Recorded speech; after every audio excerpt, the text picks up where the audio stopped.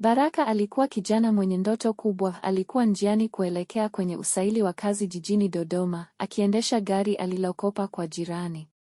Siku hiyo mvua ilikuwa ikinyesha kwa nguvu, barabara ilikuwa ya matope na utelezi. Alipokuwa akipita katika kona kali karibu na kijiji cha Kikombo, tairi lilipasuka ghafla. Gari liliteleza, likagonga mti kwa nguvu na kuruka bondeni.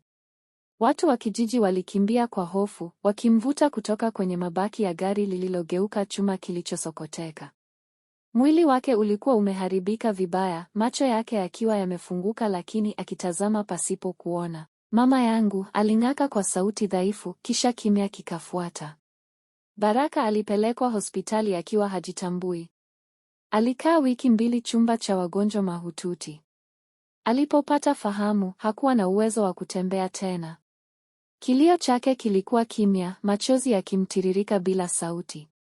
Ndoto zake zilivunjika si kwa makosa yake, bali kwa dakika moja ya ajali isiyotarajiwa.